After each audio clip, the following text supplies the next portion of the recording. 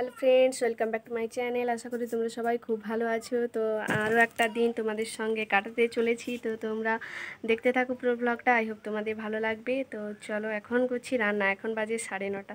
আসলে বাইরে রোদ লেগে যায়, তো সেই জন্য তাড়াতাড়ি উনানে রান্না করে নিই। দেখো বাইরে শুধু রোদটা, প্রচণ্ড রোদ, আর আমি এখানে রান্না করছি। দেখো এখন করছি এই যে পটল ভাজা হয়ে গেছে, আর আমি চাটনি করছি, তারপর আমি মাংসের ঝোল। আজকে অনেক লোক আসবে বাড়িতে, তো অর্ধেক রান্না করে এখন এলাম টিফিন করতে। তা এখন খাচ্ছি চানাচুর দিয়ে মুড়ি আর শশা। এখন যাচ্ছি আমরা দোকান করা মা ছেলে মিলে, আর ব্যাগের মধ্যে আছে মোরগ। তো এই মোরগটাতে দোকান করায় ছাড়াতে দিতে হবে। তো দিদি আনলো, দিদি এসে গেছে। তো এই দেখো দোকান করা থেকে বাড়ি এসে গেছি, আর পিকু আর আমার ছেলে দিদিমায়েরা সবাই টিভি দেখছে।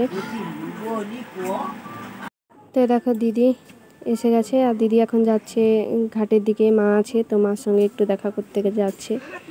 আর এখন হয়ে গেছে দুপুর, আর আমার রান্না সব কমপ্লিট হয়ে গেছে। দেখো পিকু, আমার ছেলে আর তোমাদের দাদা ভাই তো দুজনে স্নান করছে। ছেলেকে এভাবে বোতল বেঁধে দিই, আর ও বোতল বাঁধা অবস্থাতেই সাঁতার কাটা শেখে। আর পিকু এমনি শিখে গেছে। এই দেখো কিরকম সাঁতার কাটছে, শুধু জলের মধ্যে বদমাশি করবে। তাই দেখো মাংস কষানো চলছে।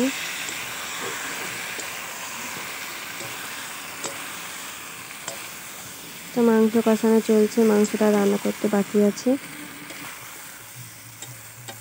তো মাংসটা কষিয়ে প্রেসার কুকারের মধ্যে দিয়ে দিয়েছি, আর সিটি দিলেই হয়ে যাবে মাংস। তো একদম দেখা হচ্ছে বিকেলবেলা, আর বাবাও এসেছিল। বাবা, দিদি, পিকু এরা এসেছে, আর দাদাবু সন্ধ্যাবেলা আসবে। তো এই দেখো বাবা ঘড়ি এনেছে ছেলের জন্য দুটো। তো সেগুলোই এখন ফিট করে দিচ্ছে, কেননা তোমাদের দাদা ভাই ঘড়ি বানাতে পারে না। তো তাই ফিট করে দিচ্ছে। ফিট করিয়ে জমিতে উড়িয়ে দেখিয়ে তারপরে বাবা বাড়ি যাবে। বাবারও একটু তাড়া আছে ঘর যাওয়ার জন্য। তো এখন যাচ্ছি জমির দিকে, আর ছেলে পিকু ঘুম থেকে তাড়াতাড়ি উঠে গেছে, বাবার ঘড়ি বানানো দেখে উঠে পড়েছে, আর ওরাও এসেছে সঙ্গে জমিতে। এই দেখো বাবা ঘড়ি উড়িয়ে ওদের দেখাবে। এই দেখো আমাদের ঘড়ি উড়ছে একটু একটু করে, যা কোথায় ঢুকে যাচ্ছে। তো এবারে বোধহয় নিচে পড়ে যাবে। তো বাতাসটাও হচ্ছে ভালো, তো দেখা যাক কি হয়। আবার একবার ট্রাই করছে, সেটা পড়ে গেছিলো। এই দেখো উড়ে গেছে, এবারে অনেক উঁচুতে উড়ে যাবে।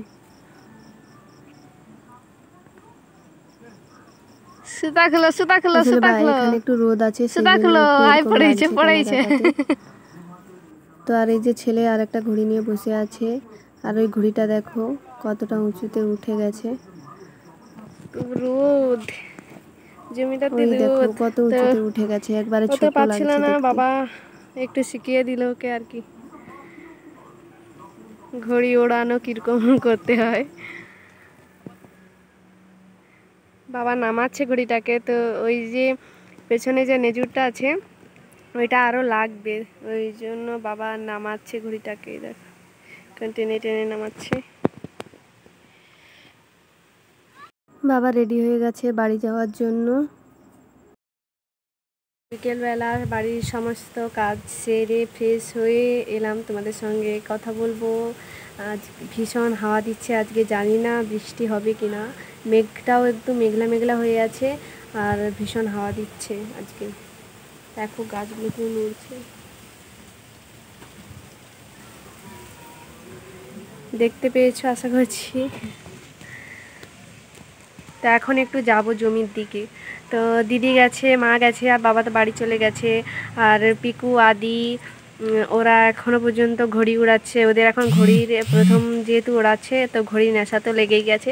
তো চলো আমিও একটু জমির দিকে যাই। আজকে হচ্ছে 5ই মে, আর আজকে হচ্ছে আমার জন্মদিন। আর এই জন্মদিনে গিফট দেখো কর্নেটো। এরকম কেউ গিফট পেয়েছো কখনো? আমার তো মনে নেই, বা কখনো দেখিনি কাউকে যে এরভাবে গিফট পেতে। এই দেখো আমার জন্মদিনে আমাকে কর্নেটো দিয়ে গিফট দিল আমার হাজবেন্ড। তো আমার নিজেরও মনে ছিল না যে আজকে আমার জন্মদিন, তো আমার জন্মদিনটা এভাবেই কাটছে, কিছু করার নেই।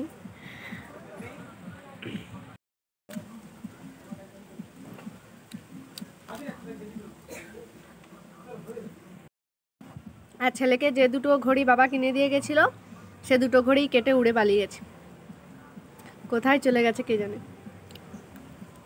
একটাও ঘড়ি আর পাওয়া যায়নি, অনেক দূরে চলে গেছে। তো সন্ধ্যের পর থেকে একটু ঘুমিয়ে পড়েছিলাম, তো এখন ঘুম থেকে উঠে তো এখন করবো রাতের খাওয়া দাওয়া। দেখো বাইরে তো পুরো অন্ধকার, এখন রাত অনেক হয়ে গেছে, 9:20। তো এখন আবার তোমাদের সঙ্গে কথা বললাম, তো এখন করব খাওয়া দাওয়া। তো আজকের ব্লগটা এখানেই শেষ করছি। আই হোপ তোমাদের কিছু হলেও ভালো লেগেছে। তো যদি ভালো লেগে থাকে অবশ্যই লাইক কমেন্ট শেয়ার করে দিও, আর অবশ্যই আমার পাশে থেকো। তো টাটা, আবার একটা নতুন ব্লগ নিয়ে দেখা হবে।